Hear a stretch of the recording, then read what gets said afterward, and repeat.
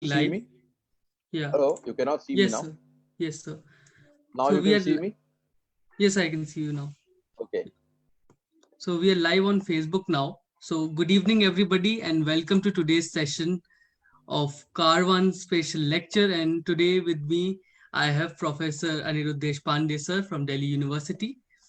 He is an associate professor at the Department of History, Delhi University, and he's authored The British Raj and its Indian Armed Forces, 1857 to 1939, British Military Policy in India, 1900 to 1945, Colonial Constraints and Declining Power, Class Power and Consciousness in Indian Cinema and Television, the first line of defense, Glorious 50 Years of the Border Security Force, Hope and Despair, Mutiny, Rebellion, and Death in India, and including one novel as well. He has more than 70 academic paper commentaries, reviews, and numerous articles in journals and newspapers such as the Indian Economic and Social History Review, Studies in History, Economic and Political Weekly, Journal of Imperial and Commonwealth History, etc. And today we are going to talk about his book, The Practice of History in India, which is out now and it is available on Amazon. So those who are interested in learning about the historiography, they can surely get this book on Amazon, and we'll be discussing about the book after the lecture that he is going to present today, titled The Practice of History in India. So without further ado, I would request Professor Deshpande sir to continue with his lecture. Thank you, sir, for accepting our invitation to deliver this lecture. Thank you very much, Ishan. Thank you very much for giving me this opportunity to address a large number of people via your Karwaan initiative. And I know Abhishek and some other students with whom you are in constant touch have told me and asked me several times to come on your program. I'm extremely sorry I couldn't do it earlier. I hope I'm audible. Can you hear me? Because my internet connection says it's still not stable. Can you hear me? Can you just respond? Yes, sir, we can hear you. If I ask you, can you hear me? You just do a thumbs up thing, right? So that I know that that I can you can hear me. So what I'm going to talk about today, as you've said, is about this book which I wrote, The Practice of History in India, Essays in Search of a New Past. So I have actually prepared a short lecture, which will be around, let's say, 45 minutes to an hour. Usually my lectures in the department last 2 hours, but I'll not impose a 2 hour long lecture on our friends today. I'll speak a little about this book to begin with, and hopefully I'll be able to frame the questions which I have raised in this book in my talk, after which we can have a discussion of the issues which I raise in my lecture, as well as some issues in the book. And I hope some people have read this book. If they have not, I hope after our program today they'll be persuaded to go and buy the book and read it. So here it goes. You know, every book and all written, spoken, or visual history has a purpose. And more often than not, this purpose is political, whether it's inherently political or it's openly political. But all writing has, I think, at the end of the day, a political purpose. So even inadvertently constructed ahistorical spoken or visual narratives are often imbued with deep historical meaning. So when Mark Bloch's son asks him the purpose of studying history, and that's how he begins the historian's craft, the son was, in all innocence of childhood, raising a very important political issue. The questions which children ask, the questions which children ask and forget as socialized sterile adders. Just a second. As socialized sterile adults are historical questions. Children seek causes, and as you know very well, causation is the heart of historical analysis. Anyway, to answer his son, the French master wrote the historian's craft, which made history a contemporary subject for all time to come. And he pioneered the regressive method, which linked the present to the past to a series of questions, but simultaneously warned against the anachronism to which the ideologically overcommitted historian is rather prone. Similarly, when E.H. Carr asked, "What is history?" in his seminal work in the earlier part, towards the middle of the previous century, as an acute observer of contemporary events, he contextualized history. Carr redefined the nature of facts by placing them within the ambit of interpretation. So, reading Marx, Karl Marx, Mark Bloch, R.G. Collingwood, or E.H. Carr makes us conclude that there is really nothing called knowing the past for its own sake, and no fact is situated outside the context of interpretation. So when people say that they are curious about the past, they must ask themselves the reason for their curiosity. Quite often they are curious about themselves, their friends, and also those they perceive as their enemies. And the process of knowing history, therefore, really begins with what we can call an ontology of the self. It is our own understanding of ourselves which actually leads us to the most important questions of history. And this ontology of the self itself is conditioned by our civilization, is conditioned by the way we are socialized in society, and so on. So that is so because all human curiosity emanates from a social and political context within which the seeker of information is located. The social identity of, therefore the answers and questions of history do not exist outside a systemic context. The social identity of everyone and their relationship with the omnipresent power in social relations are central to this context. This makes history an intensely political subject, and everything political is related to society and state and their power, caste, religion, and gender is important. Obviously, and history, of course, often appears to us as a very relative kind of perspective. There's a great subjectivism in which history is perceived by the individual in society, by the individual who identifies with a particular group to which he belongs. So obviously a Savarna individual would view history differently from, let's say, a forest-dwelling Bhil or a Mahar who would have been conditioned to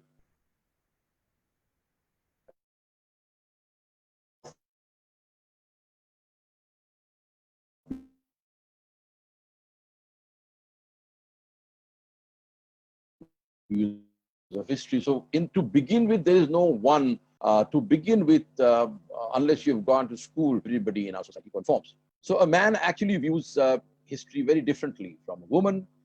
The historical world of a child, something which we never really focus on, is quite radically different from the historical imagination of indoctrinated adults. A farmer confronts history in a different way, whereas a big capitalist who is safely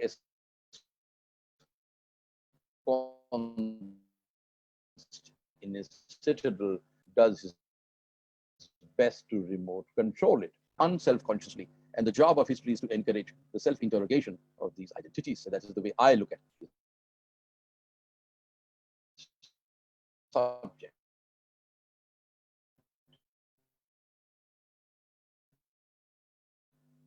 This self-interrogation leads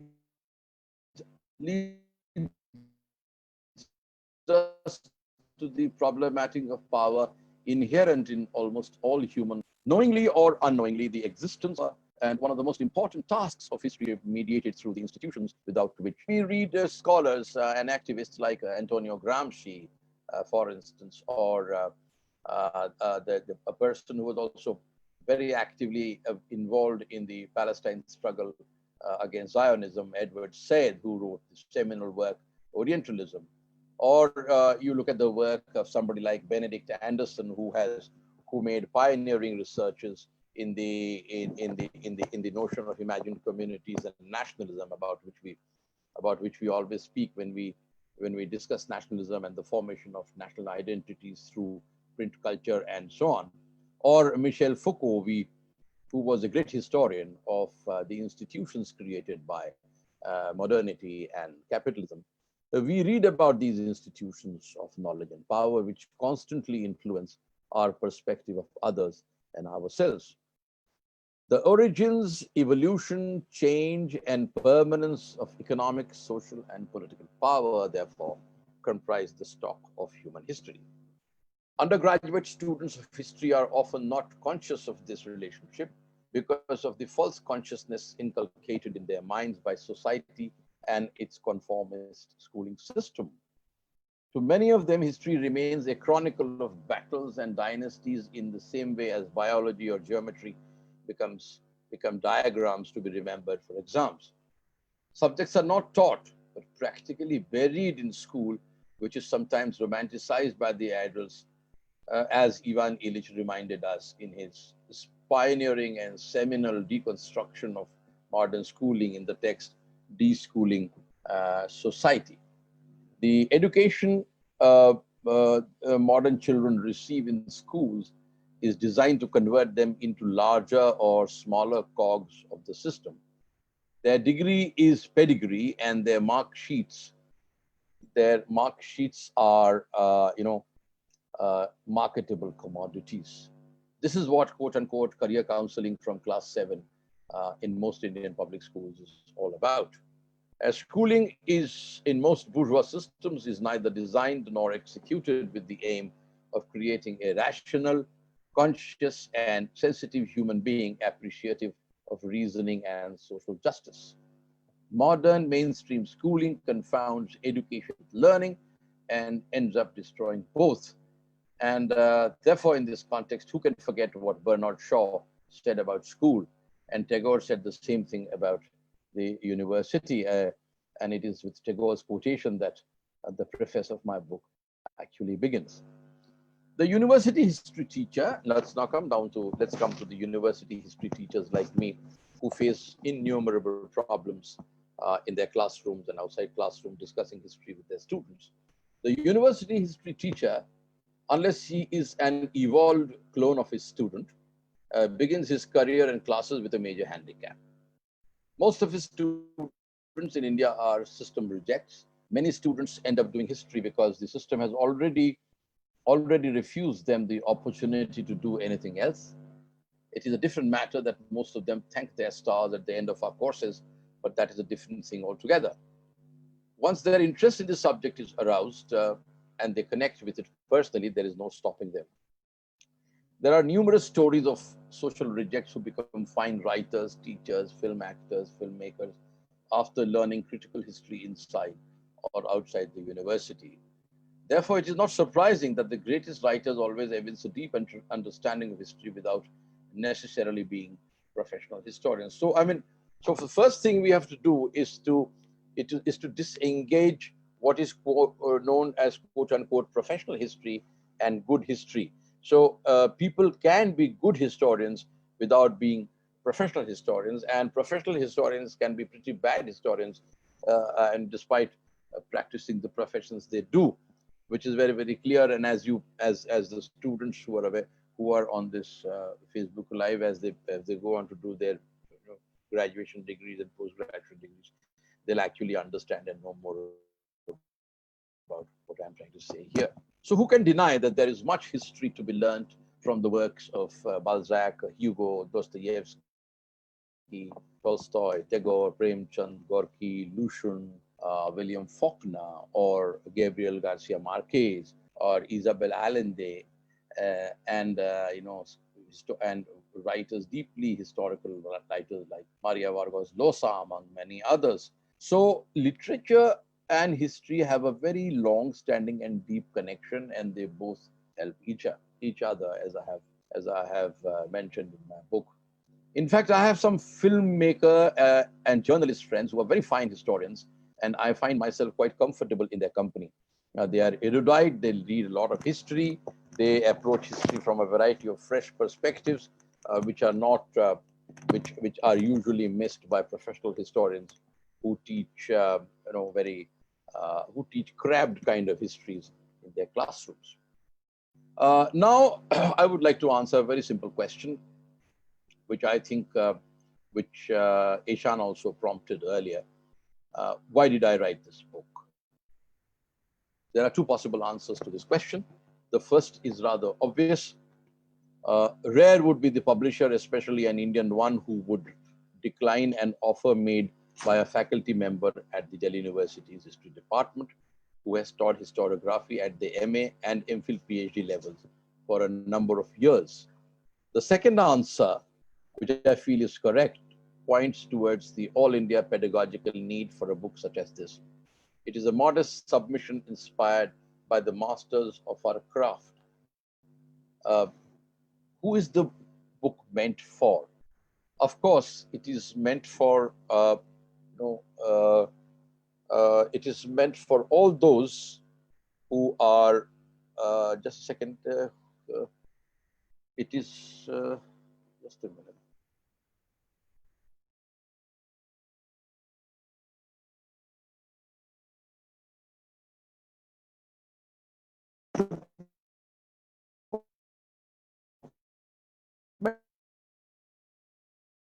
Meant for.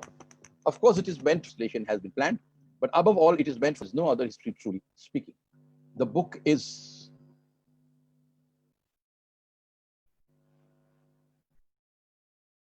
am I visible and audible now? Ishan? Hello? Yes, sir, you are Ishan? audible. Okay. Who is the book? Ishan, some people want to know how to join this. They still don't know how to, they don't have the link to this. Sure, sir. I'll see to it. Can you just put it on the live, Facebook Live? Yes, sir. Yes. I'm getting calls from a number of people who'd like to join this, but they can't. Sure, sir. I'll do that. Yeah.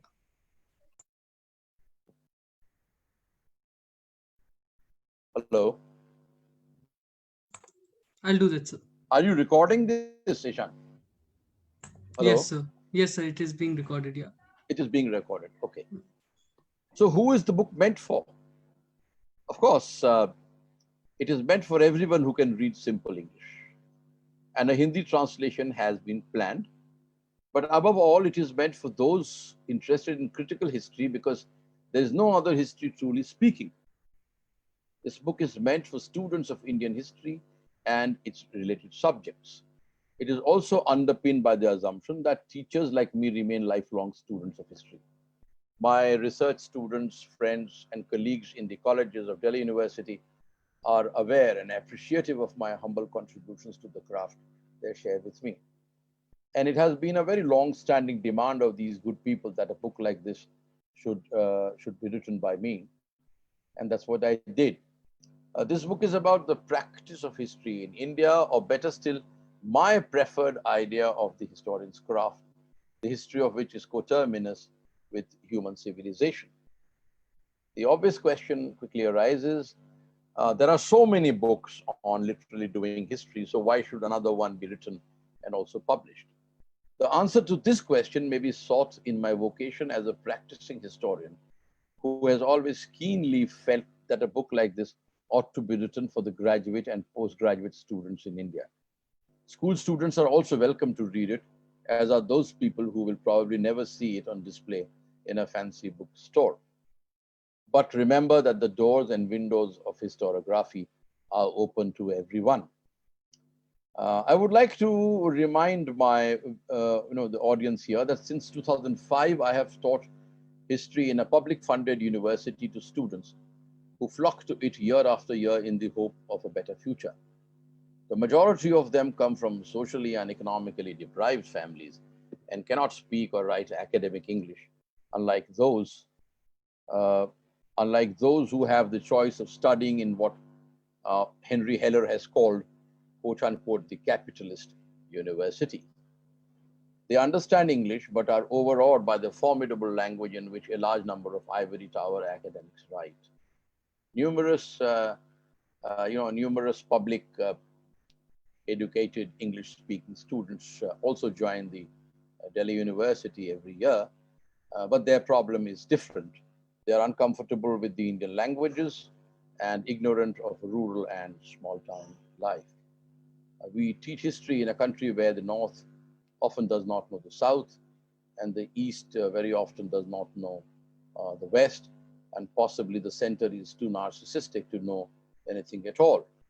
So teaching Indian students amounts to great instruction for the instructor, and the educator in the process is educated all the time. So as a history teacher in this country, if you interact with your young students, you remain a student of history forever.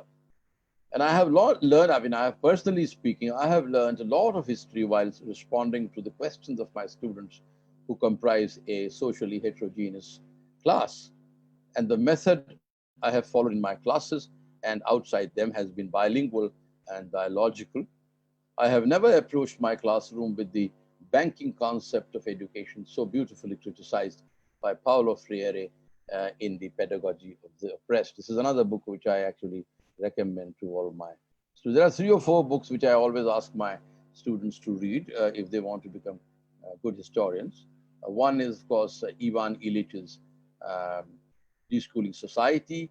There is another one by Schumacher, which is called Small is Beautiful, and Paulo Freire, The Pedagogy of the Oppressed. And one of my other favorite books, besides, of course, the books which I have mentioned earlier by Bloch and Carr and so on, is The Sociological Imagination by C. Wright Mills.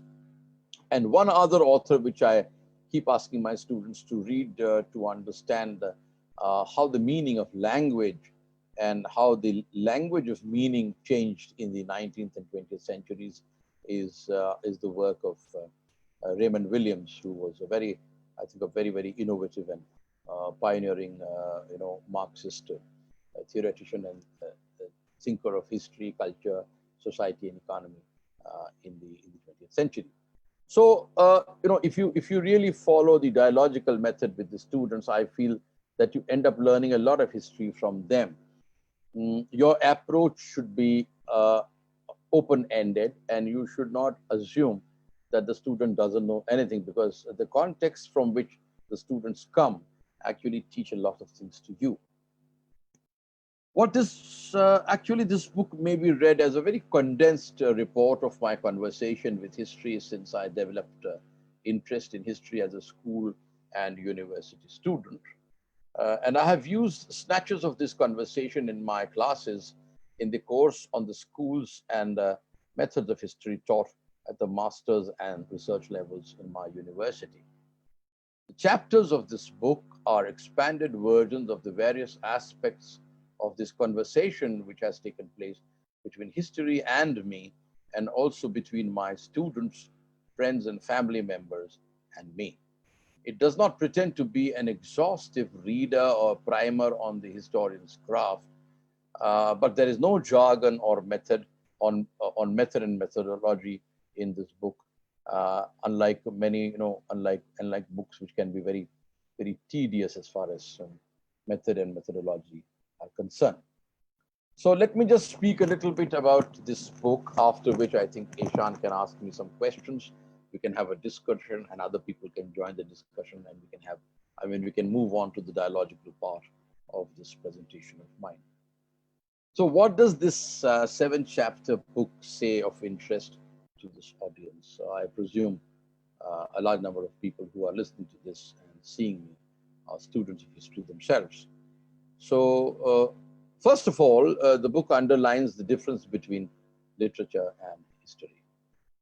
It talks about both, talks about the connection between literature and history, and also the difference between literature and history. And this I have done especially with respect to the submissions made by my postmodernist friends. According to him, history and fiction are one and the same thing. So unlike fiction, which emerges from the largely imagined individual and collective memories, professional history is based on primary and secondary sources which verify the historian's truth. Of course, it's based on critical reading of these sources, as Mark Bloch would have said. History seeks to narrate the truth, or at least the probable truth, on the basis of facts. Compared with literature, written history shares an uneasy relationship with memory because of its institutionalized modernization since the 19th century.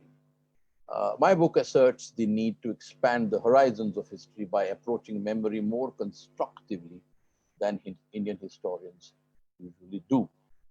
Doing this in India means reckoning with the memory of the vast majority of Indians excluded from the petty bourgeois academic construction of knowledge.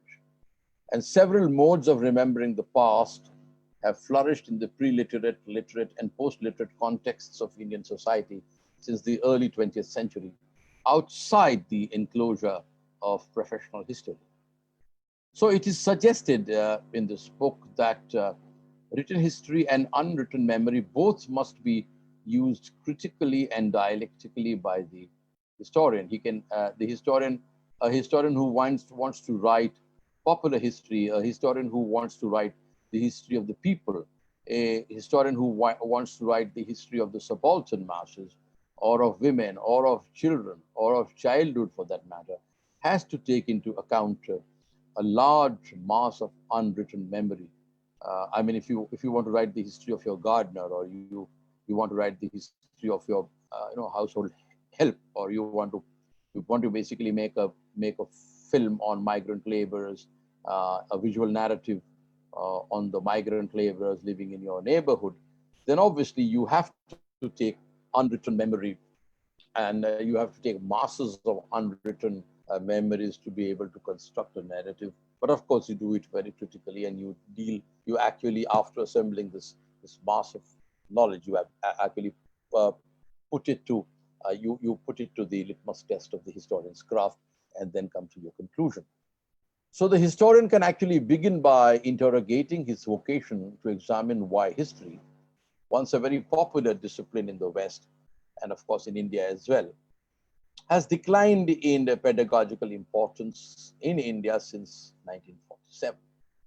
Since 1947, the popularity of the audiovisual media has increased manifold, while the significance of classroom history has witnessed a serious decline despite the expansion of the post-colonial Indian education system. Thus, we have reached a globalized condition in which myths masquerade as history in the media to the detriment of the historian's profession and social harmony alike.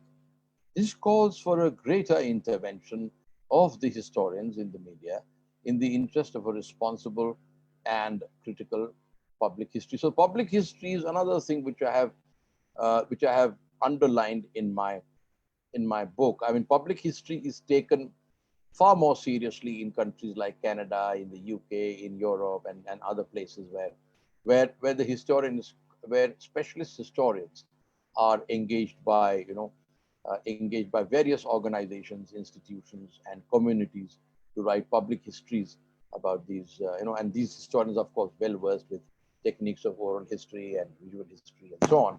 And much of this history is available in the public domain. It's public history, and the public historian is a very he is a he's a much sought after person in many societies, unlike India, where public history actually only means something which circulates on in the WhatsApp university, or on fake forwards and so on and so forth. So, in sum, historians must consciously write and teach histories sensitive to the contemporary times. But the good news is that modern historiography has constantly evolved since the 18th century, not as an esoteric discipline, but as a politically relevant subject, a point which I have made in some parts of my book. The essays in this book raise the issue of oral history, a much debated method of doing contemporary history among historians. Modern oral history as a subdiscipline of history probably began as a method of recording the experiences of people during the Great Depression in the United States. But before that, the old survivors of the Civil War had been interviewed by scholars in the early 20th century to examine their experiences of what happened in the 1860s and 70s in the United States.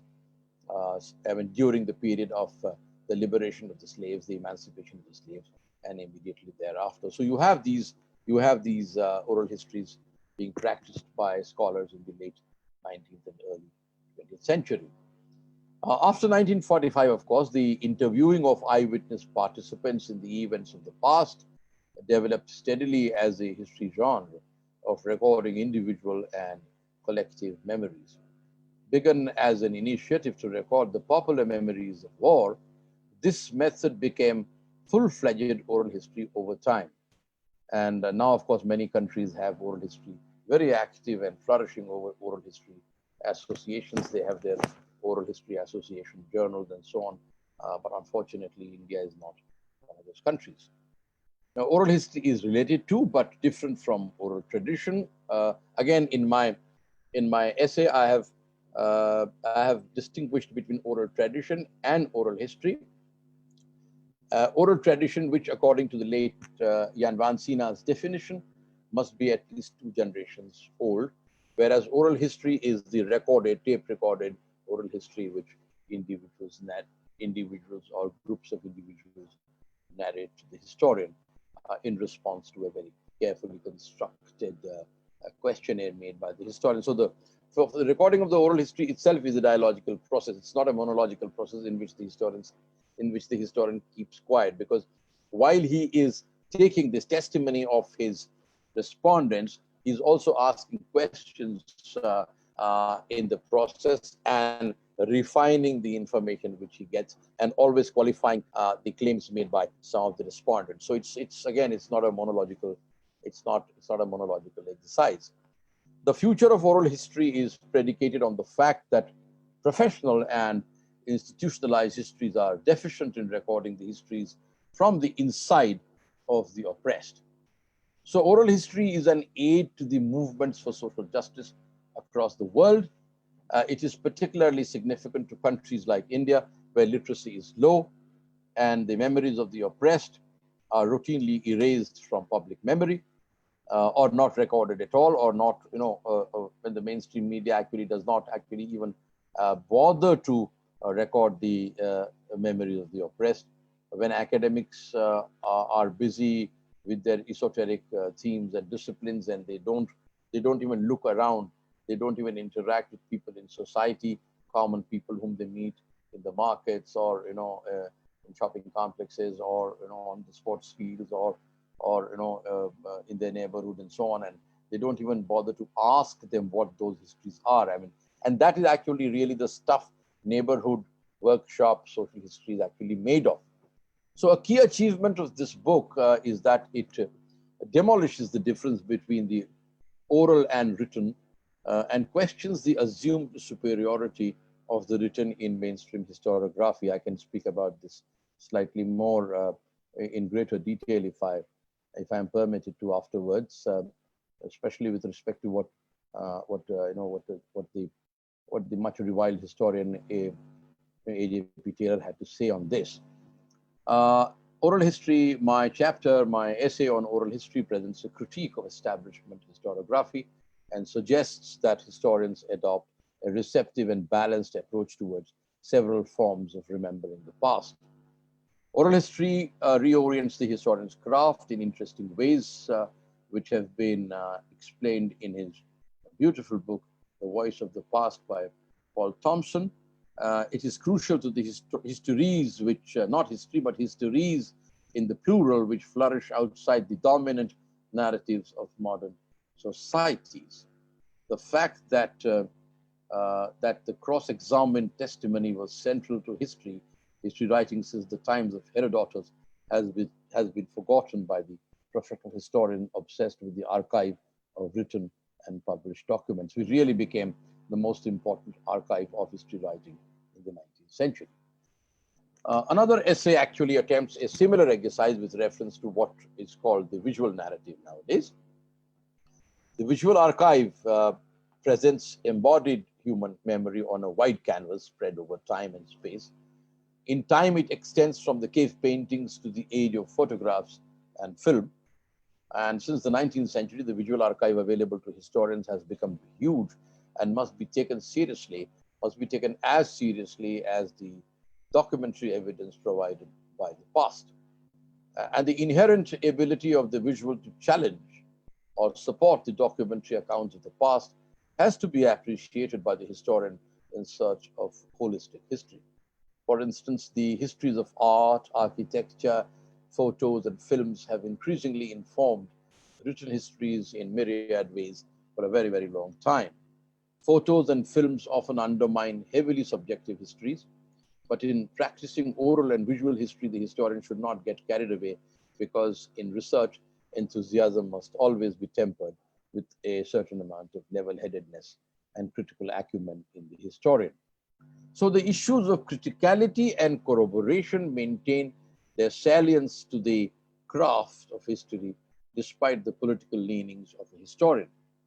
The connections between the local, regional, and continental, which underpin oral and visual evidence, should always be given priority in analysis by the oral and visual historians. So, and this is something which people like Carlo Ginzburg do when they do microhistory, and they look at history through a microscope. They may begin with a small incident, or they may begin with a record of an inquisition, and then connect that with an entire worldview, an alternate worldview, and then achieve history from a totally different and a totally revolutionary perspective.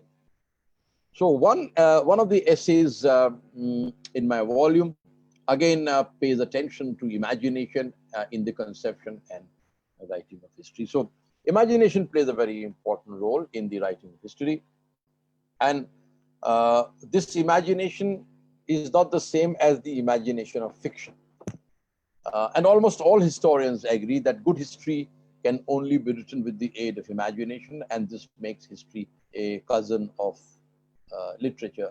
A good history book actually should be a very interesting book to read. It should have the turn of phrase, as my late Professor Sabyasachi Bhattacharya used to say in JNU. He said historians must always learn to write learned prose. They should aspire to write learned prose. They should write. I mean, what he basically meant, and something with which I agree, is that a historian must write history, but the history which he writes should appear as a very interesting piece of literature to the reader. It should not become a burden to read and to suffer and so on. So in 1984, when I appeared for the JNU MA entrance examination, one of the questions I remember very flatly asked us, what is the role of imagination in the writing of history? In those days, only JNU could ask this question. Whether history is considered an art like the late medievalists and Renaissance writers thought while writing as historica, or a science like in the modern times, only an imaginative historian can write learned prose, and thereby history that is meaningful and enjoyable. Both. Historical fiction is the bridge, in my view, between history and fiction, in the same way as the Brodelian economy is a bridge between society and geography. Like the writers of prose learn from history, historians learn from fiction. For many people, historical fiction is the window to serious academic history, and why not? It should be like that. People interested in stories of the past to read literature set in a historical context, and this fertilizes their imagination. And I think a fertile imagination is extremely important uh, for for becoming a good historian. The interaction of fiction and history is usually not explored or taught in history departments, though departments teaching cinema history touch upon this subject. So when we talk of interdisciplinarity, there's a great talk about interdisciplinarity nowadays. We should also talk about the the possible grounds on which literateurs and historians can meet and discuss their respective crafts constructively. Other essays in the book deal with history and its portrayal in cinema, and understanding Ambedkar as a historian and the omnipresent role of the individual in history. The latter is done via historiography, and I begin with the observation that the Internet archive of war films and documentaries is extremely huge, it's massive. And since the beginning of photography and cinematography, war has been a favorite of photographers and filmmakers. In fact, the earliest visual archives are from our war archives, or famine archives, or disaster archives for that matter. And the question which I have raised in my book is, why and how is war filmed? What lies behind Bollywood's nationalist obsession with war and the armed forces? What is the difference between film as nationalist narrative and film as a critique of war and the institutions related to war? These questions are raised and answered in a chapter which presents a critique of nationalist cinema, which is the main stock of cinema produced in India. When we speak of B.R. Ambedkar's historical method, let me point out that it is a very important subject neglected by Indian history departments altogether. I remember when I was in JNU, we were taught all schools of history, but Ambedkar was never mentioned to us as a historian by our progressive and some Marxist historians. Also, when I was in Delhi University as an undergraduate student, we could never conceive, in fact, we could never conceive of Ambedkar as a historical thinker. But gradually, with the rise of the Dalit Bahujan perspectives in the 1970s, 80s, and 90s, historians have started focusing on Ambedkar, on Ambedkar's writings, and the possibility of recovering Ambedkar as a leading historical thinker of India. And this begins, actually, the story begins in the 19th century, because in the 19th century, the Dalit Bahujan perspective on Indian history and caste relations was developed by the critical works of Jyotibai Phule and the Satyashodak Samaj, which was established in 1873. Savitribai Phule was the head of the women's section of this Truth Seeker Society. At the same time, a nationalist history writing dominated by the Brahmins and the other upper caste men developed in the Bombay and Bengal presidencies. In many Indian universities, the historical works of men like R.G. Bhandarkar and M.G. Ranade, which are good, and others are taught. Students are made aware of the emergence of a new crop of Indian historians from the universities established in India by the British in the 19th century. And people like Jadunath Sarkar and Sardesai and so on were part of these university graduates who started coming out in the 1860s and 70s and so on. But rare is the department which takes the works of Jyotirao Phule and their fruition in Ambedkar's writings seriously.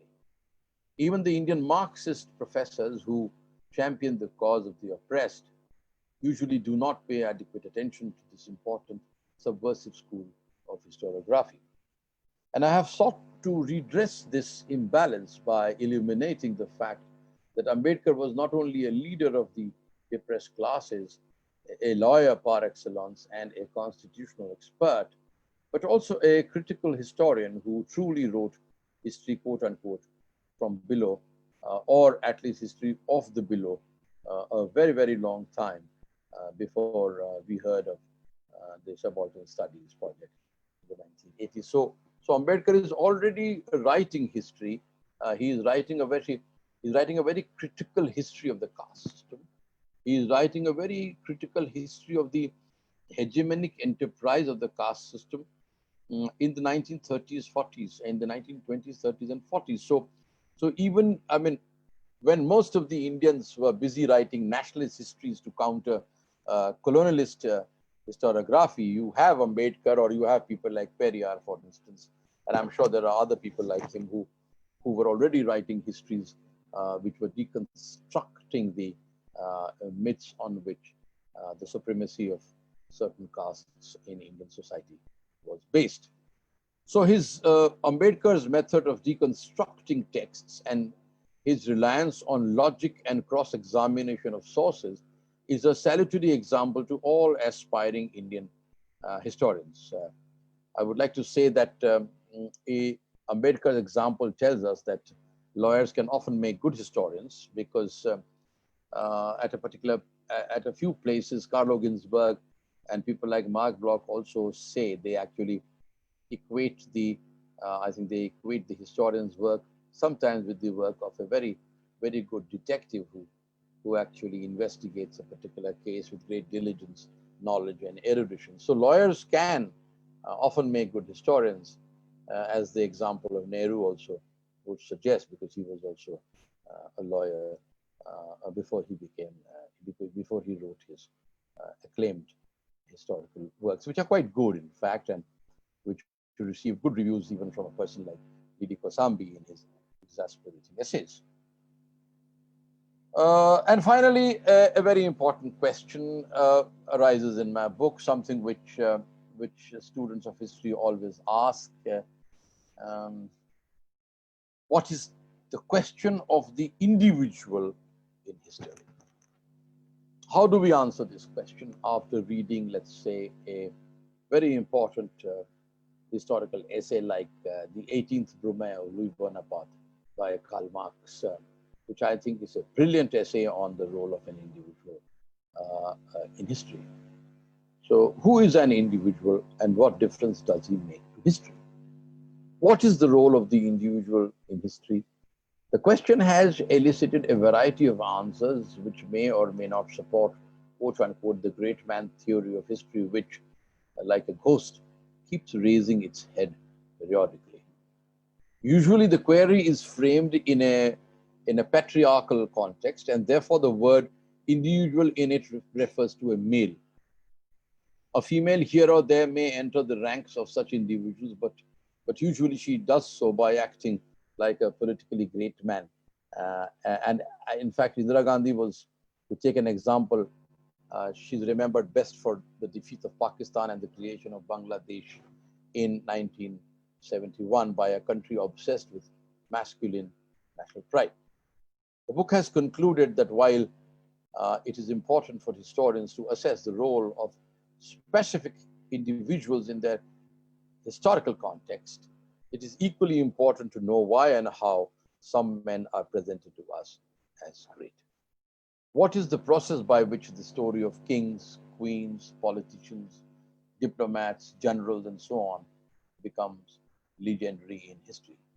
To better understand this process, the concept of layered memory is used to reconstruct the mystique of quote-unquote great men. The book does this with respect to Shivaji, who is central to the modern Indian imagination of the Mughal period, especially the reign of Aurangzeb, as other scholars have done it with Aurangzeb or with Akbar or with other, or Ashok or Nehru or other quote-unquote great men of Indian history. So I think far more important.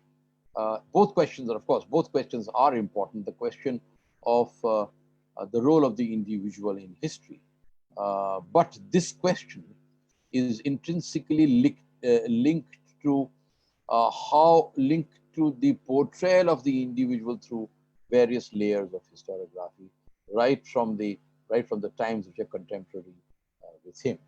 So, having said all this, I feel the time to end this presentation has arrived. I thank you all for giving me your valuable time, and now I look forward to the discussion which must inevitably follow. Thank you, Eshan, and thank you everybody else who's been very patient with me for the last hour or so. Thank you very much. Thank you very much, sir, for that very interesting introduction to the book and also the lecture that you presented. Many of the viewers wanted to see the book again. So this is the book, if you can see it on the screen. The title of the book back as well. Yeah. So the title of the book is The Practice of History in India, Essays in Search of a New Past. The book is available on Amazon. So those who wish to buy it can go to Amazon, and we'll post the link in the comment section as well of this video, and as well on the YouTube description of the link. So you can go and check out the book. Now, those who wish to ask some questions to Professor Deshpande can write it on the Facebook live chat or on Zoom. chat, or they can just raise hand on the Zoom itself. So, sir, starting the conversation with a very question that you started the lecture with, the institutional challenges faced by history as a discipline in India. Can you explain some challenges that history faces in today's India? Institutional challenges which history as a subject faces begins with the school itself. Real history actually is not taught in the schools. What is taught in the schools are textbooks, which and which are often I don't know, but I've seen textbooks at various levels, and these textbooks are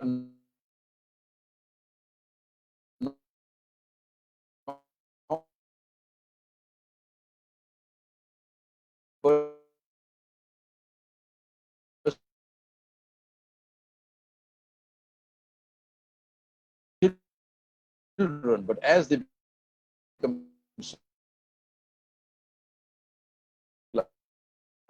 and they school, gradually this inquisitiveness is doing well in examinations. And remember, it's by historians, and the subject begins in the school.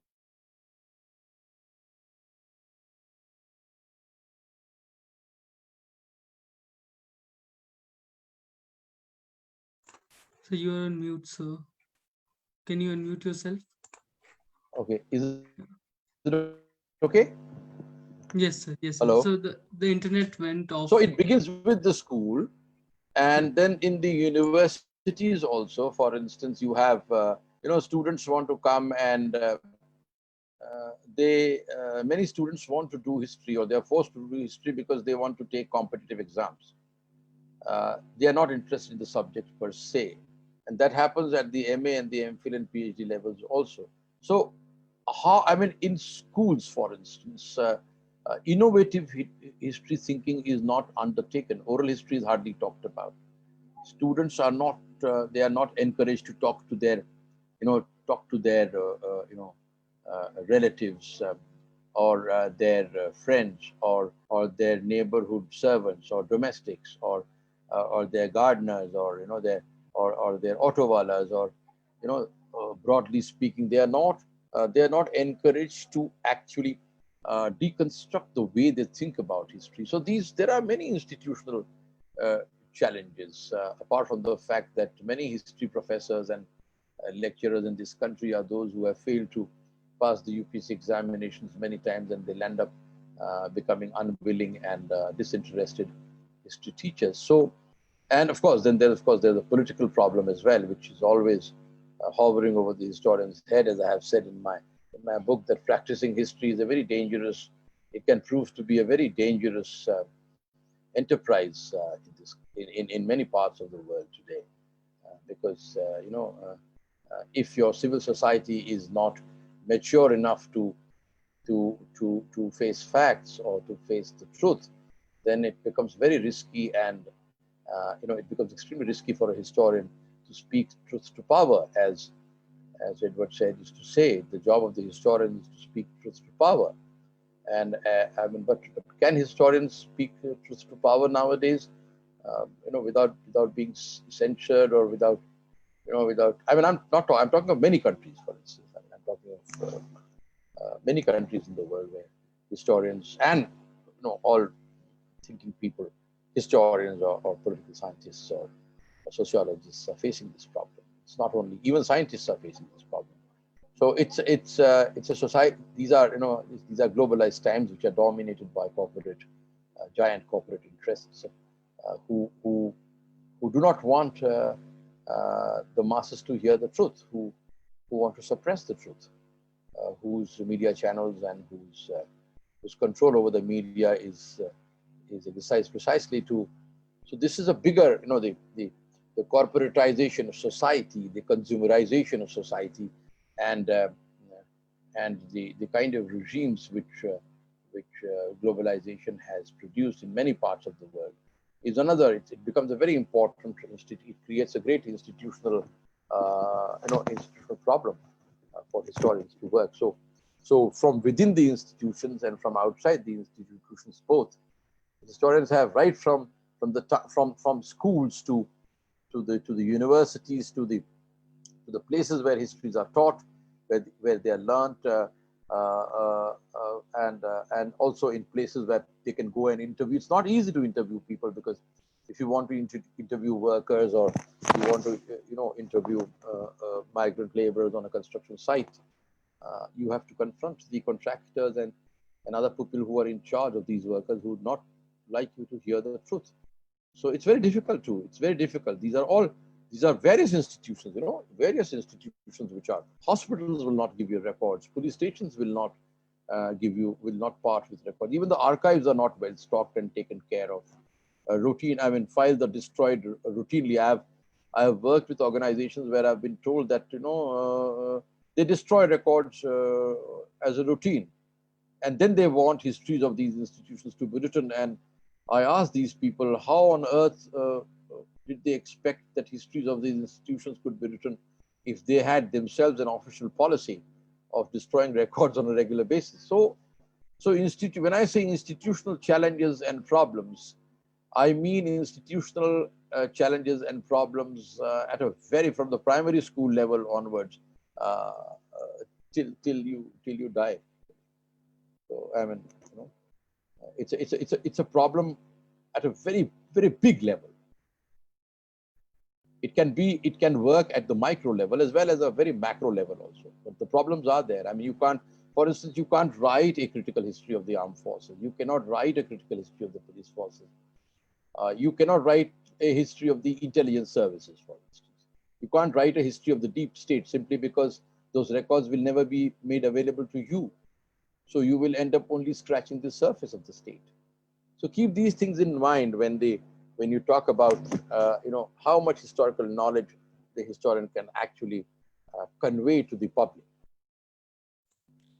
Yeah, so if I may add to this, every challenge, when we talk about challenges, that should be continued with a solution to those challenges. So what, according to you, are the solutions to these institutional challenges that is being faced by history in India, and how The can we change solution, this? Yeah. see, Marx was very fond of saying that now if I quote Marx, I'll be called a Marxist, but just because you quote Marx doesn't mean you're a Marxist.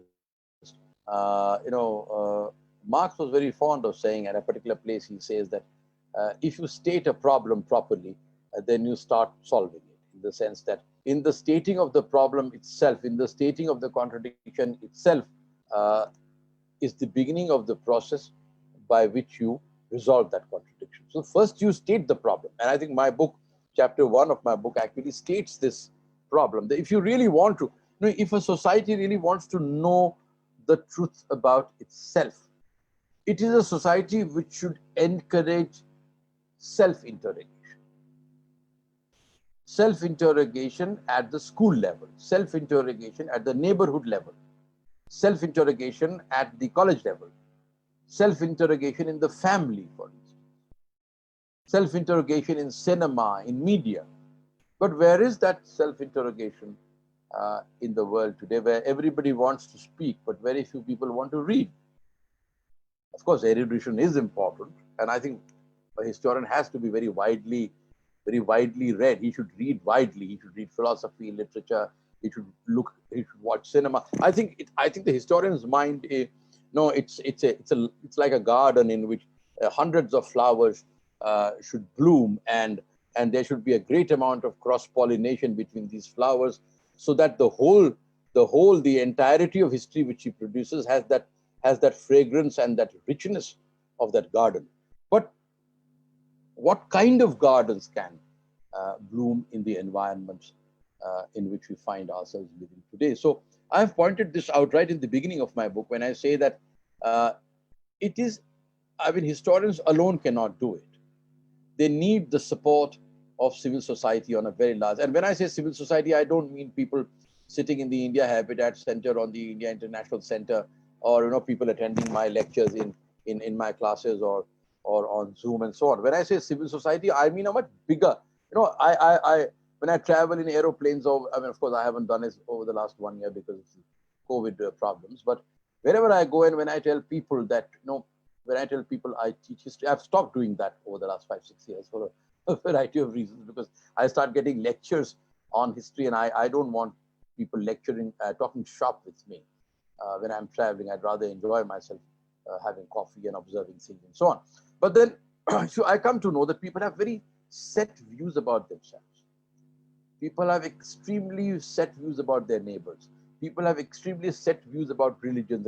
Unless all these things, unless society encourages encourages criticality at a very broad level, and unless these concepts are unpacked and deconstructed in people's minds, I'm sorry, the task of the historian in a society like ours, or in most societies today, will become increasingly, in an Orwellian situation, the task of the historian becomes very, very difficult.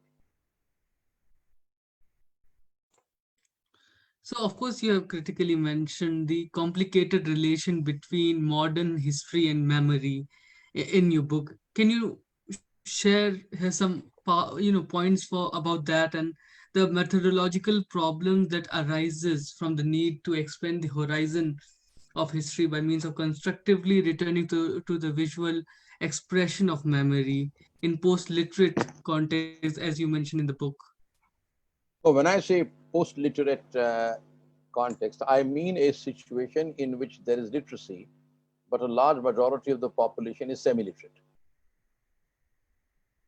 And they absorb history not by reading, but by viewing, by visualizing.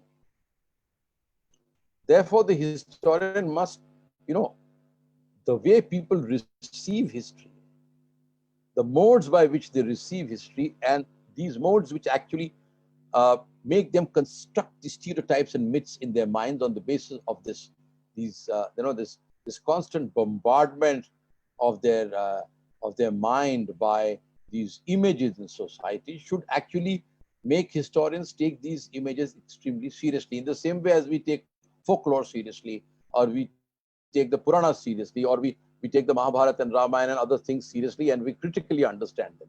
In the same way, I mean, when these memories of people are being informed by these images right from the childhood. For instance, a child who grows up, let's say, who is educated in a public school in Delhi, has a certain image of, let's say, Africa, or a certain image of South America, or a certain image of South India, for that matter, or he thinks people. I mean, and those images, that view of those places comes to his mind, is conveyed to him by the comics which he reads.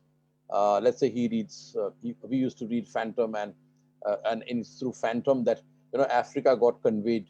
The colonialist view of Africa became conveyed to us, and we thought Africans are like that. Similarly, if you read the Westerns, for instance, you have a certain view of the blacks, and a certain view of the Native Americans, which is conveyed to you. And of course, what is conveyed to you is also the civilizational mission of the white man, the white man's burden, and the fact, and the usual trope of the white man being so civilized and kind and so on and so forth. But all this is, as you know very well, all this is false history. So it begins with comics. It goes up to it goes up to cinema. It comes to photographs. All these things have to be taken into serious consideration by the historians. They cannot ignore these things. They cannot. I mean, you cannot say, for instance, you cannot today say that I'm going to write a history of sexuality and miss out on all the images which conveyed what sexuality was, which were printed images and which actually impacted the minds of a large number of people in the same way as pornography does today. And pornography conveys a particular attitude towards gender, a particular attitude towards sex, for that matter. So you cannot write a history of sexuality without taking that into account, without taking into account what that does to the memory of a child who is 13 or 14 or 15 and who is constantly bombarded by such images. I can refer to Laura Mulvey's very, the most important article Laura Mulvey wrote I think in 1975 or 76 in the magazine Screen, in which she used the phrase male gaze for the first time. So if you really want to do feminist history or you want to do women's history seriously, you have to take that entire notion of male gaze very seriously. That concept of the female being reduced to an object of visual pleasure to be viewed and consumed by the male gaze. And that is something which you have to begin from school. That is something which you have to, I mean, this deconstruction has to begin with the construction of an alternate paradigm, which comes through comics, which of course, the internet meme is a way of doing things in an alternate fashion. So there are alternatives available, and a historian must also cultivate some interest in these alternatives. Unless a historian watches alternative cinema or revolutionary cinema or realist cinema, unless he's interested in these narratives, his understanding of how people, what affects people, what is mentality, his understanding of all these things remains quite weak. In which case, he cannot be a good popular historian, nor a public historian for that matter. Yeah. So my next I'm question.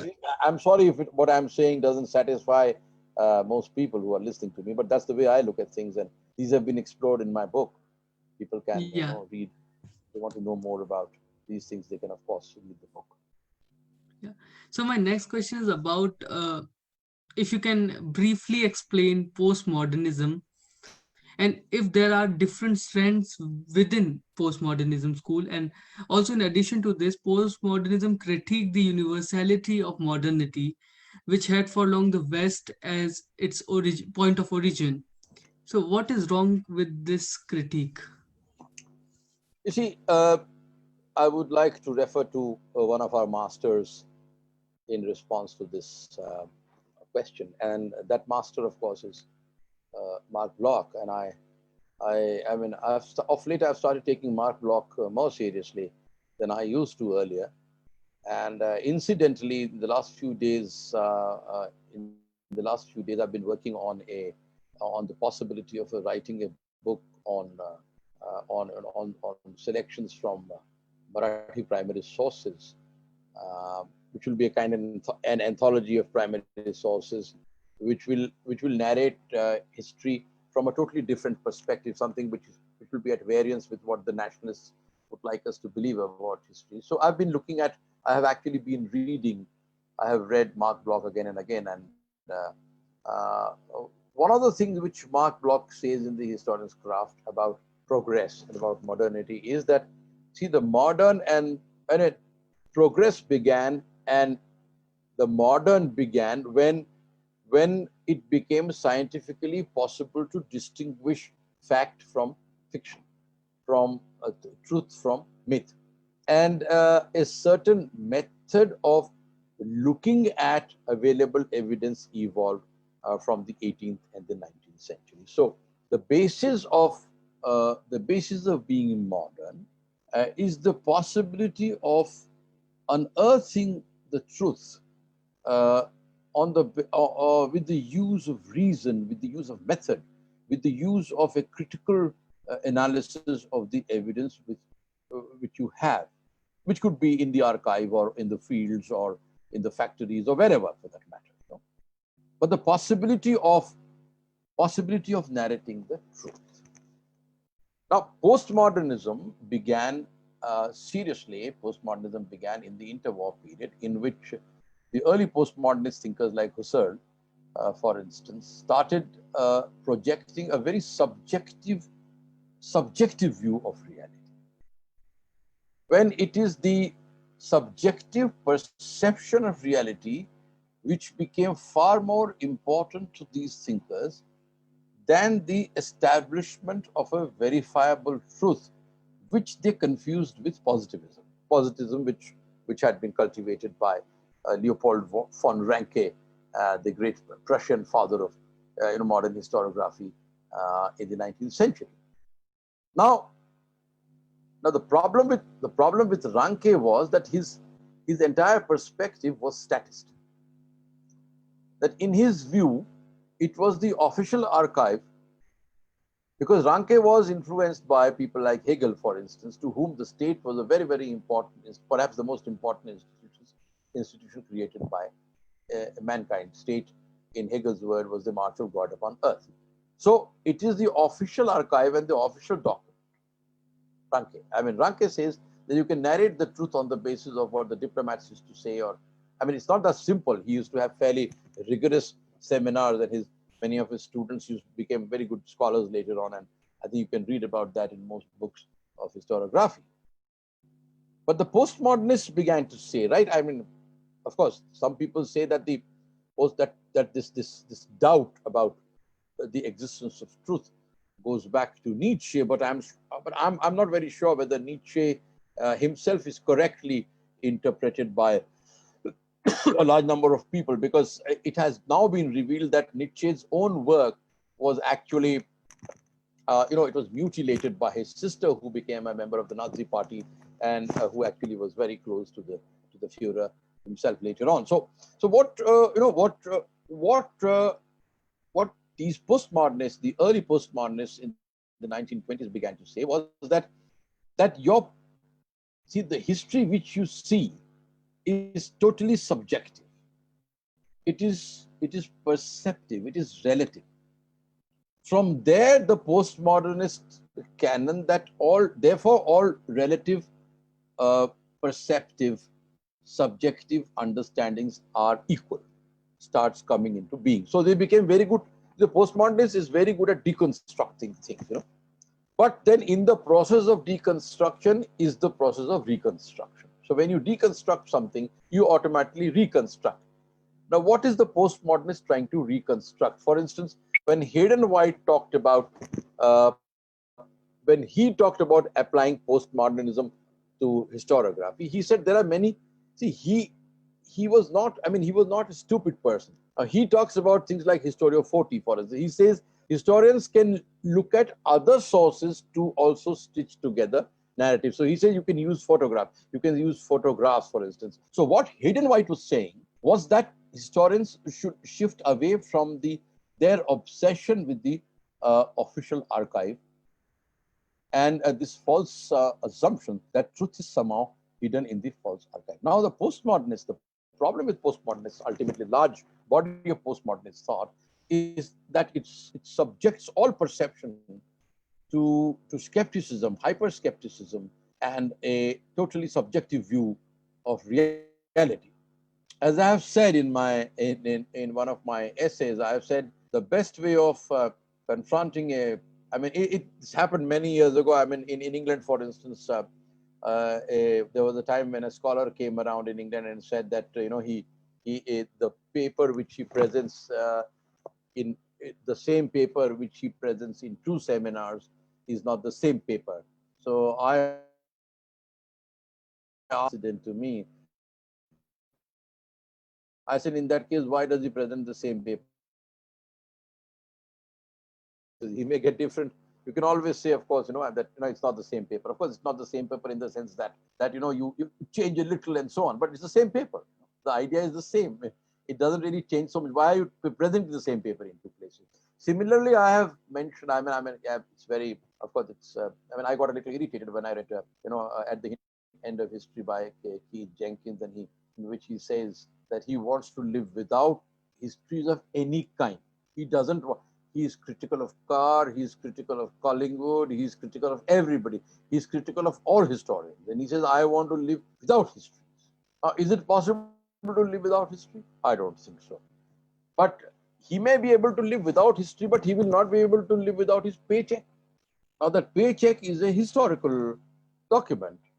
So suppose tomorrow the clerk in his finance section attends his classes and becomes influenced by him, and then starts hallucinating that he does not belong to the faculty, because the clerk thinks he has developed a perception, a relative subjective perception that Mr. Jenkins doesn't belong, or XYZ does not, XYZ postmodernist does not belong to the history department. And at the beginning of a particular month, therefore, he doesn't make his paycheck. Then obviously this scholar will go to the clerk and ask him the reason for his paycheck not having been made, to which the clerk will say that he didn't make the paycheck because he doesn't believe that this person works in the department, because truth does not exist. Truth is completely relative. After which, to prove that because the pay is important, money and material history and, I mean, his shopping and his, all those truths are very important. Those are also historical truths, because all those historical truths are important. The materialist view of history is important. Economic history is important. This gentleman will then go back home and actually, or from his computer, he'll take out a list of his pay slips over the last several months and go back to the clerk to prove that with evidence, he will try to prove that he is a member of the faculty, which is the historical method which all historians would follow. So it's very good to deny history, sitting in a very privileged and comfortable place where the forces of history do not actually touch you. So, no, postmodernism is, I think, at the end of the day, Philistinism. It again dissolves, it goes back into metaphysics and speculation and so on and so forth. And these are, beyond a certain point, these are not good things for history writing or for the construction or for the making of knowledge at all. So, I mean, a postmodernist may reject modernity, but if a dog bites him and he's not sure whether the dog has been vaccinated against rabies or not, he will rush to the nearest doctor to get a rabies injection. I mean, this is not to say that traditional medicine doesn't work, but this is also to say that there is no traditional medicine which is going to work on rabies. So you have to accept certain basic certain basic postulates of modernity, which has made life possible in many ways for us who live in the modern age. That is the difference between postmodernism and modernism. Modernism will say that if you're a modernist thinker, you will say that truth is possible to narrate, that truth is possible at least to approximate very closely, because exact, maybe you may not be able to, approximate to it exactly, but certainly it's there. And Mark Bloch, he mentions this he says that, a little bit of doubt is good, but skepticism and, skepticism and doubt all the time is going to make your task absolutely impossible. Yeah. So this question is from Dr. Sunil Kumar from PGDAV College, and his question is that how do we make sense of the supposed cultural turn and literary turn in the arena of historical studies? Uh, don't don't these terms make it difficult to deal with the issues of verification and substantiation of the facts? Should we expect discussions to some extent on these aspects in the book itself that you have written? There are a few things I have mentioned, but of course, this book doesn't specifically deal with the cultural turn or the literary turn. But I have talked about literature. I have talked about the historians using literature. I have said language is very important. Language remains extremely important. But the linguistic turn doesn't mean that you focus only on the language. It also means you focus on what is being said in the language. Similarly, cultural turn only means that you look at cultural history seriously. Maybe some historians did not look at cultural history seriously, but I don't think. I mean, this cultural turn which started these two things which started afflicting our discipline in the 80s, especially, and people began to really look at these things as if they are very revolutionary things. They don't realize that people like R.G. Collingwood, for instance, or people like E.H. Carr, or people like Mark Bloch, and or other historians in the 19th century and early 20th century have already looked at these things very seriously. Raymond Williams has talked about language, the meanings changing in the language since the 19th century, right? He began to talk about these things in the 1950s, 60s, and 70s. So number one, I don't think that these terms actually, these are all phrases, these are only terms, these are ways of doing histories which were made popular, especially in the American universities. But economic history, political history, histories of the state, histories of power, uh, social histories, these have always remained important in the British tradition of writing history, in the French tradition of writing history, and also in the Indian tradition of writing history. I don't think these questions are I don't think these questions are relevant at all now, because we are beyond. And one of the things which I have mentioned in my book is that we have moved beyond these. Now, doing history is a very important thing. It's an accepted fact. And we have to concentrate on doing good history, as simple as that. And it has to be self-reflective history, as Sabyasachi Bhattacharya writes in one of his essays. He says very clearly, he says, there was a time when historians were not self-reflexive, that they were, they did not really think too much about what they themselves thought about history. And I think my book encourages you to do that. It encourages you to think about why you should do history and how you should do history. It steers clear of these fashions which were promoted in the American universities to much deleterious effect on historiography in the from the 1970s, 1890s. I think I quite agree with Terry Eagleton and Henry Heller when they say that these fashions were not promoted in great academic innocence, but there was a certain political purpose behind promoting these fashions and pumping money into them. After all, money remains very important. The funding of academics and where your money goes in terms of historiography is also a politically very important question. Yes. Something which no historian can ignore. Yes. So the next question is from Conan, and his question is that to what extent Conan. Conan. Yeah, so his question is that to what extent can unbiased, completely objective history be taught to schools and to layman public? Or is it even possible to present an unbiased, quote unquote, unbiased history and objective history? What is objective history? Objective history is history which tells you that slavery was practiced in certain societies. You can teach that, and you don't really have to. What the Spaniards did to the South Americans, the Native Americans, or what colonialism did to India. I mean, there is enormous. There are hordes of sources which can be used to write fairly critical accounts of the conquests of colonialism, of imperialism.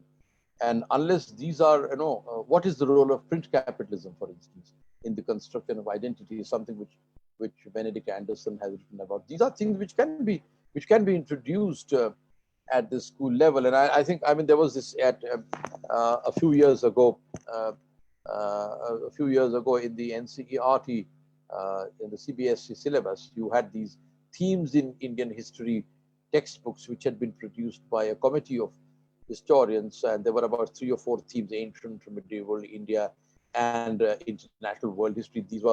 These I used to read regularly at certain places where they used to call me to to evaluate these things. And I think these are extremely important textbooks, and they look at things like archaeology, they look at things like paintings, they look at things like they explain things like Renaissance and so on and so forth. And these things are, I thought that was a pretty unbiased and pretty objective way of looking at the past. So I think you can write an unbiased and critical account of the Holocaust, or for that matter, of, let's say, of the German invasion of the Soviet Union in 1941, or the Vietnam War. Of course, you will always say, the historian will always take sides, in the sense a historian might sympathize with the Americans, another historian might sympathize with the Vietnamese. But a historian who will sympathize with the Vietnamese in the Vietnam War, for instance, will write that account should also be made available to the students, as well as the students should be made aware of what the establishment American historians were writing about the. I think all views should be placed in front of the students, as I have done in my classes. I say, you read everything and you come to your own assessment. Why not? Yeah, so critical thinking and should be promoted, I think. Of course, critical analysis of the sources is a very important chapter in the historian's craft by Mark Bloch, again, to refer to the great master himself. Yeah. So I'll ask you a question that you also attempted to answer in the book itself on the study of cinema history in India. Should the historians consider the visual materials produced in the past and present on par with other sources, or should they treat the abundance of visual evidence present in the society and visual archives differently? No, I think they should subject these archives to the same standards of analysis and critical assessment which they would other kinds of archives. But I think cinema is extremely important to study, and I wrote a book in 2009 on this, which was basically a product of the research on cinema and history, which I carried out as a fellow at the Nehru Memorial Museum and Library over 3-4 years between 2001 and 2005. And, I mean, and that book was written precisely with the purpose of understanding what cinema in India or television in India is all about, and how cinema and television can play both roles in society, hegemonic as well as counter-hegemonic roles. So the historian must be aware of these things. And when you analyze cinema, all kinds of cinema, and I've claimed that all cinema is historical cinema. Even your so-called social cinema is historical cinema because it is always set in a historical time. And it portrays that particular time in a particular way. Now, is that portrayal correct or incorrect is for the historian to judge. Beyond that, the question of the ideological purpose of making that cinema should be extremely important to the cultural historian and a historian of mentality. Why is that cinema being made in a particular period? For instance, why was Nehruvian cinema produced in the 50s and 60s? What kind of war movies were produced in the 60s? Why were they produced? And who was producing them? What was the aim? What was the objective? Was the objective propaganda, or was the objective to develop a critical understanding of warfare in Indian society? Or was it simple nationalism, basically nationalist cinema, in the same way as your mainstream social cinema is nationalist cinema, because it produces the family as a paradigm of the nation, with the head of the family as the great patriarch who runs the family, and so on. And that's the model of the nation. The family is a microcosm of the nation. So don't think it's innocent social cinema. It's everybody's role is defined, is well defined. The role of the servant, the role of the lower caste, the role of the Muslim, the role of the Sikh taxi driver. Everything is well defined in mainstream Hindi cinema of the 60s, 70s. Even till today, I mean, you will rarely. Why is it that you very rarely find a Dalit hero of a Hindi? Why is it very rare to find South Indian heroes in Hindi movies? Why is it very rare to find a dark girl playing the role of a heroine in a mainstream Hindi cinema? But these are extremely important questions which the historians and the sociologists have to ask, because the answers to these questions actually make you aware of the kind of society you live in and the kind of intellectual challenges which that society actually throws up before you. These are issues which I have touched upon in my essay in this book. But of course, you can the book by Primus, the 2009 book, can also be, some people are interested, they can read that book as well. It's still available. I think some paperback, they brought out a paperback edition about 7, 8, 10 years ago, so 8 or 9 years ago. So you can always look at that paperback edition as well. It's quite cheap. You can buy it from the Primus. Yeah.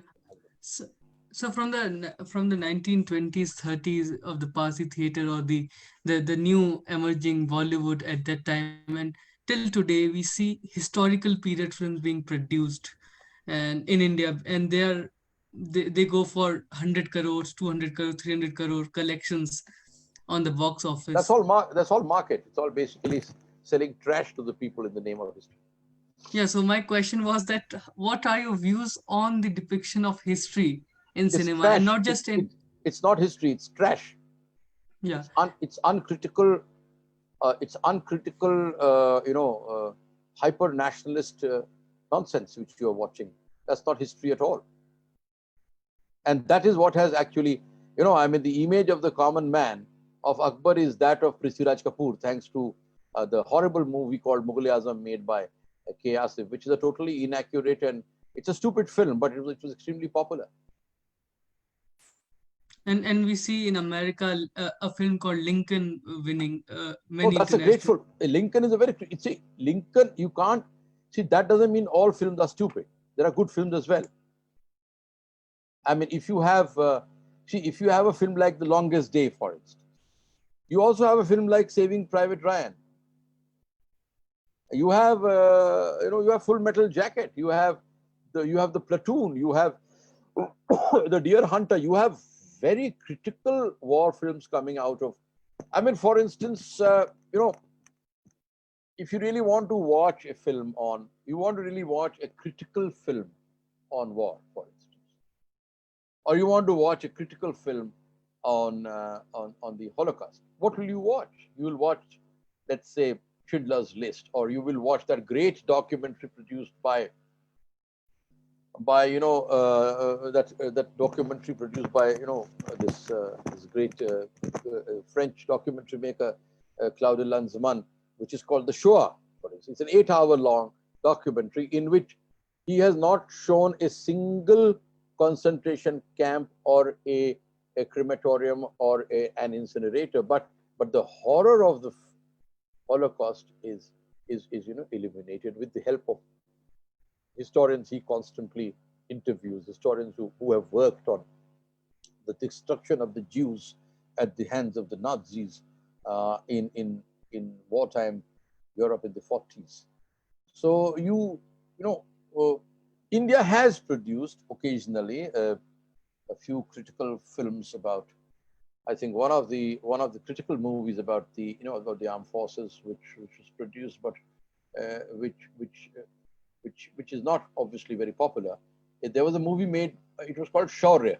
It had Rahul Bose in it. If you remember watching it, I think it was made in the early part of the 21st century in this one, and it's about human rights violations in a particular part of India, and an army legal cell officer going to investigate that. And Rahul Bose and KK Menon actually both played they played excellent roles in this film. You watch that film. That's the sort of film I'd like to see more often from Indian filmmakers. But Indian filmmakers are really, especially when it comes to historical movies or when it comes to war movies, Indian filmmakers are cowards. They don't really have the courage of a Spielberg or Stanley Kubrick or somebody else. So these guys can't stand up to pressure. So they'll probably never make those kinds of films. So Indians will continue to watch trash in the name of war movies. Yeah. So relating to this, there's this question from Professor T.K.V. Subramaniam sir, Yes, sir. that Blade Runner is a film which portrays postmodern conditions. So how do you evaluate such a film like Blade Runner? Blade Runner I haven't seen, so I can't really comment on that. I've heard about it. Uh, so we'll take one last question because it's already time. So it's a question from Mishti Verma on Facebook, that what can we who are passionate about history do to publicize history as a matter of public interest? Many Indians are conscious of history, but not in an active way, which allows for regular negotiation that allows others to hijack narrative and mislead people with popular but inaccurate perceptions. Where does one begin to educate the public, not just history students, on histories, and how they need to be read? The first question is whether the Indian public can be educated. It's a Yeah. very important question you have to ask yourself. And if it can be educated, then how do we do it? I mean, is it again, I would like to quote Marx, the educator needs to be educated. So first we need to educate ourselves. And we must begin by reading and writing serious history. We must begin by reading more and more, becoming erudite, and then you can start your own blog and spread it around. You can use Facebook for long comments, small articles. You can use the social media. You can write interesting pieces in the alternative media, newspapers, and so on. So there are many ways in which you can, if you really want to educate the Indian public, which I think is very difficult to do, but you can try. It's a struggle. You have to constantly try. The only way you can do it is by reading and writing and researching yourself, not believing things implicitly, and being critical about what you read, critical of the sources, read as widely as possible, read contrarian viewpoints, points of view with which you do not agree. And that's how you go about things. But my own view of educating the public is rather dim these days. I mean, I have not been, I mean, we often don't end up educating. I mean, not that it's our, not that we are very capable of educating most people, because most people don't even listen to what we say. But I mean, my own view of I mean, when you have a class of, let's say, if I have a class of 200 students, or, sometimes I have fascism classes of 250 to 60 students, or I have, British Indian history classes of about 150, 200 students in my universities. These are very large classes. Of these, about 20 or 30 students are really interested in the subject. Others are interested in just doing, just getting their questions right.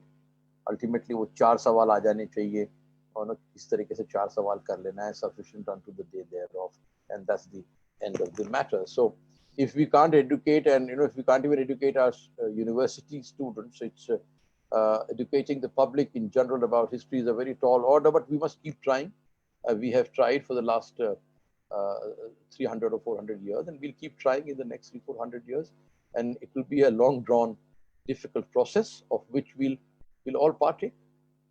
Hopefully, with the hope that one day an enlightened public will emerge from these discourses. Thank you very much, sir, for this wonderful session today, for this wonderful My pleasure. conversation.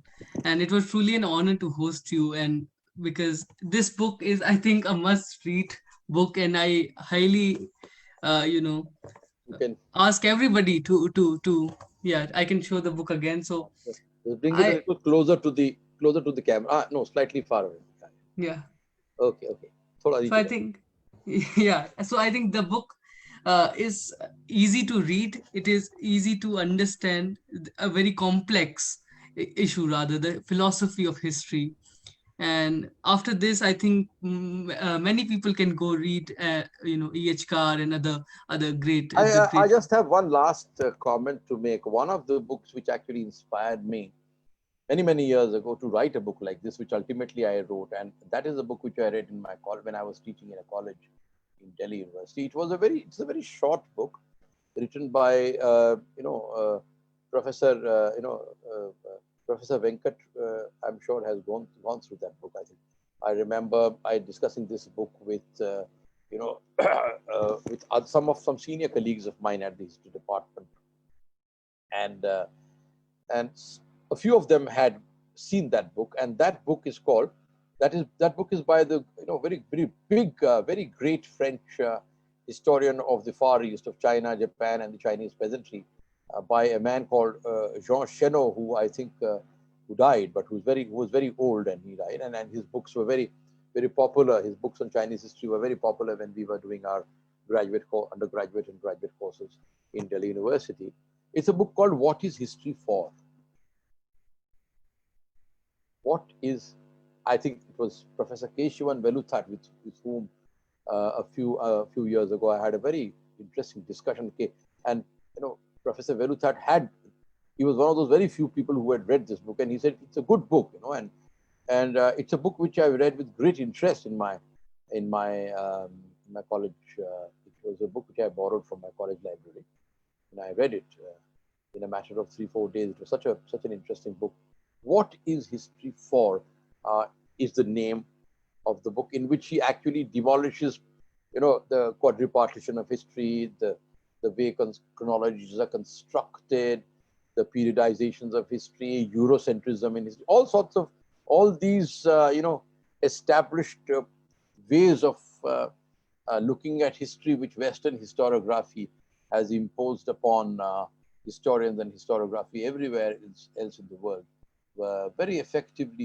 have been very effectively demolished in that very small book.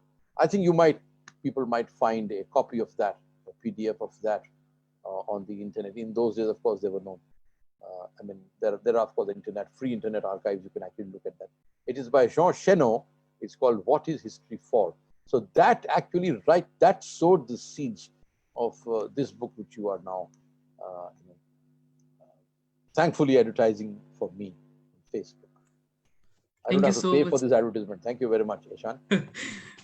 No, so it was truly an honor for us to host you, and it was truly an interesting read, the practice of history in India. And I recommend every history student to go through the book. And a couple of announcements before we end today's session. We have a book launch on 8th of December, a book by Sarpreet Singh on the Night of the Restless Spirits, Stories from 1984, and we have a panel discussion which will be moderated by Nilanjan Mukhopadhyay. And the panelists are Mr. Vinod Sharma from political editor of the Hindustan Times. We have Satish Jacob, former BBC and assistant to Mark Tully.